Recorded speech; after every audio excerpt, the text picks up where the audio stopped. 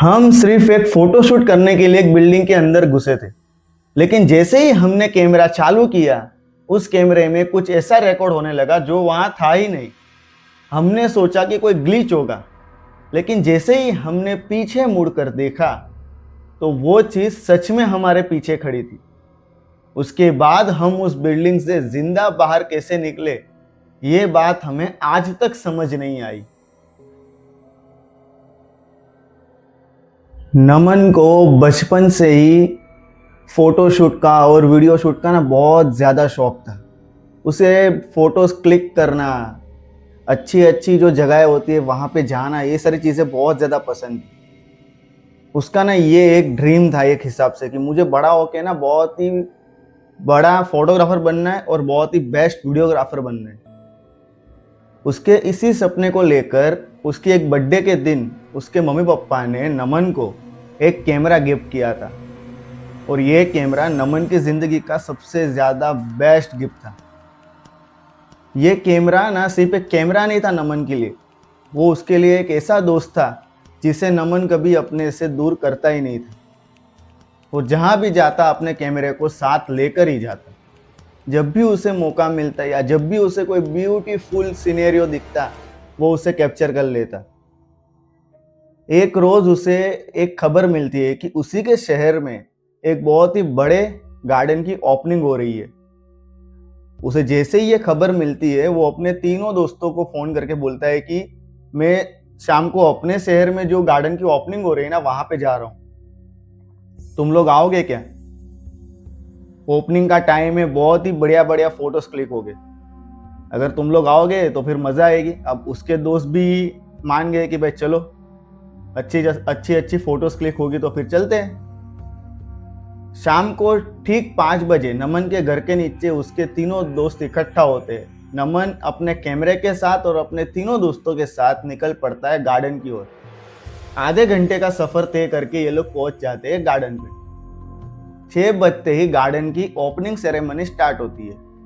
रंग बिरंगी पटाखे, तालियों की आवाजें, हर कोई बहुत ही खुश था। आसपास पार्टी म्यूजिक बज रहे हैं, पूरे गार्डन में हर कोई घूम रहा है, देख रहा है। नमन फोटोज पे फोटोज क्लिक किए जा रहा है। उसके दोस्त जो अलग अलग पोजेस दे रहे हैं, सारी कुछ चीजें हो रही थी। तभी अचानक नमन के कैमरे ने अपने आप ही गार्डन के साइड पे एक बिल्डिंग थी, उस पे फोकस किया। नमन ने अपना कैमरा अपने चेहरे से हटाया और उस ओर देखा जहां पे कैमरे ने फोकस किया था। उसे दिखाई देता है कि गार्डन के बिल्कुल बगल में एक अजीब सी ना कोई बिल्डिंग है। नमन अपने दोस्तों को कहता है कि जरा मेरे साथ चलो, मुझे एक चीज कैमरे में कैप्चर हुई है, वो देखनी है। नमन अपने दोस्तों को लेके गार्डन के बगल में जो बिल्डिंग थी वहां पे जाता है। एक और गार्डन में इतनी ज्यादा खुशियों का माहौल था, इतने ज़्यादा फटाके फूट रहे थे, इतना ज़्यादा शोर शराबा था, और उसी के बगल में एक सुनसान घने अंधेरे में घिरी हुई आधी अधूरी टूटी फूटी एक बिल्डिंग।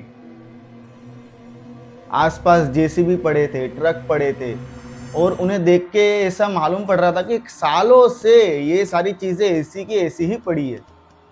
उस पर धूल और मिट्टी जम चुकी है, कई जगह मकड़ियों ने जाले बना रखे हैं। और वो जो बिल्डिंग थी ना, वो आधी अधूरी बनी हुई थी, मतलब पूरी बनी हुई नहीं थी। नमन इसे देखता है और सोचता है कि मैंने आज तक कभी ऐसी लोकेशन पे फोटोशूट नहीं किया है, तो क्यों ना आज मैं यहाँ पे फोटोशूट करूं। नमन अपने दोस्तों को कहता है, लेकिन उसके दोस्त कहते हैं कि देख, रात का टाइम है और किसी की प्रॉपर्टी में उसकी इजाजत के बगैर जाना अच्छी बात नहीं है। नमन आसपास नजर घुमाता है। उस बिल्डिंग के पास इन चारों के अलावा कोई नहीं था, ना एक जानवर, ना एक इंसान, दूर दूर तक कोई नहीं था। एकदम सन्नाटा था। लेकिन ये सन्नाटा नमन के दोस्तों को बड़ा अजीब लग रहा था। लेकिन नमन को इसमें बहुत ज्यादा ना क्यूरियोसिटी थी कि भाई एक बार तो फोटोशूट करना ही है यहाँ पे। वो काफी ज्यादा एक्साइटेड हो चुका था, और उसे अंदर से ये भी था कि आखिर ये बिल्डिंग के अंदर जाकर तो देखूं मैं, कहीं कोई अच्छी जगह मिले जहाँ पे मैं फोटोशूट कर पाऊँ। नमन अपने दोस्तों को मनाता है। नमन के दोस्त मान जाते हैं और नमन के पीछे पीछे उस बिल्डिंग में एंटर कर जाते हैं। जैसे ही ये लोग एंटर करते हैं देखते हैं कि पूरी बिल्डिंग एबेंडेंड है, खाली है। कहीं सीमेंट के मलबे पड़े, कहीं टूटी फूटी ईंटें पड़ी हुई है, कहीं रेत बिखरी हुई है, आधी अधूरी दीवारें हैं, टूटी हुई सीढ़ियां है। जैसे जैसे नमन फोटोज क्लिक करता तो जो फ्लैश की आवाज है वो पूरी बिल्डिंग में गूंजती। यहां तक कि ये लोग जो जब चलते थे ना तब इनके पैरों की आवाज ही पूरी बिल्डिंग में गूंजती थी। ये लोग चलते चलते फोटो शूट करते करते तकरीबन बिल्डिंग के 12वें फ्लोर पे पहुंच जाते। अब ये जो बिल्डिंग थी वो 12 मंजिल की थी और 12वां फ्लोर इस बिल्डिंग का लास्ट फ्लोर था। ये लोग वहां पे जाते। नमन के दोस्त कहते हैं देख भाई अब तो चल घर, अब तो हो गया ना, हमें बहुत ज्यादा टाइम लग जाएगा। नमन कहता है कि हाँ तुम लोग सही बोल रहे हो, बहुत ज्यादा फोटोज क्लिक कर लिए, अब घर जाते हैं। नमन नीचे उतरते वक्त अपने कैमरे को चेक करता है। तब उसे एक कैमरे में एक कंस्ट्रक्शन वर्कर दिखता है। वो अपने दोस्तों को बताता है कि ये देखो इस फोटो में कोई वर्कर कैप्चर हुआ है, लेकिन हम तो यहाँ पे अकेले, तो फिर ये कैसे आया। ये लोग वापस 12वीं मंजिल पे जाते चेक करने के लिए। जब ये लोग 12वीं मंजिल पे जा रहे थे ना तो इनके पीछे से किसी ने आवाज लगाई। ये लोग पीछे मुड़कर देखते हैं तो ये वही वर्कर था जो फोटो में कैप्चर हुआ था। ये उनके पास जाते। नमन सारी कुछ बात बताता है कि हम लोग यहाँ पे क्यों आए और हम लोग ने यहाँ पे क्या क्या किया। अब नमन उस सब बात उस वर्कर को बता ही रहा था कि देखते ही देखते अचानक उस वर्कर के हाव भाव बदलने लगे। उसकी दोनों आंखों की जगह ना काले गड्ढे हो गए और उस गड्ढों में चमकती हुई पीले कलर की रोशनी। उसके मुंह पे एकदम मतलब चमड़ी गायब हो गई और उसकी खोपड़ी साफ साफ दिख रही थी। उसके शरीर पे लगी चमड़ी अचानक सड़ने लगी, गलने लगी, बहुत ही भयानक दिखने लगा। और डरावनी आवाज में नमन से कहता है कि मेरा भी फोटो जरा क्लिक करो, मैं भी तो देखो कि मरे हुए लोगों की फोटो कैसे आती है।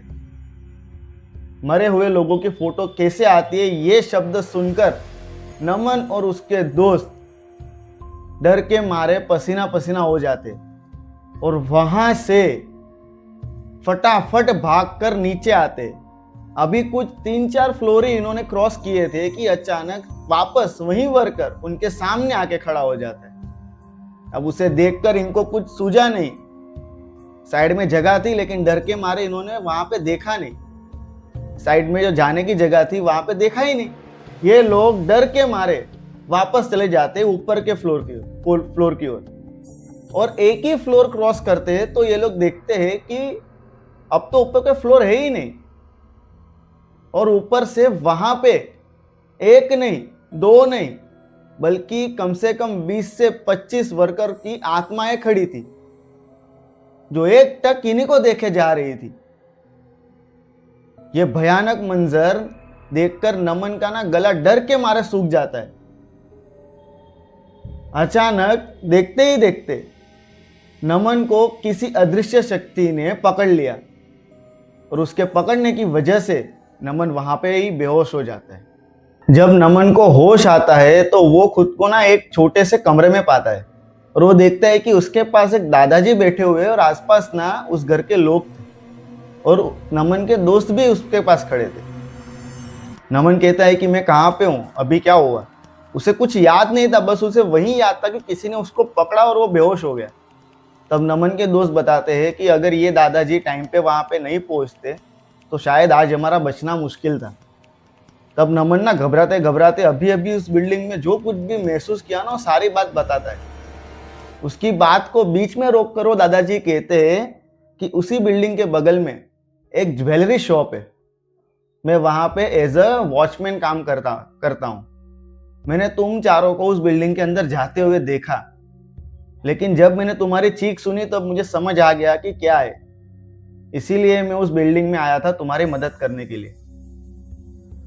ये कहने के बाद वो दादाजी बहुत ही डरी हुई आवाज में एक बहुत ही शॉकिंग चीज रिवील करते हुए कहते हैं कि ये जो बिल्डिंग है ना पिछले 5 साल से ऐसी ही है, क्योंकि 5 साल पहले यहाँ पे बहुत बड़ी दुर्घटना हुई थी।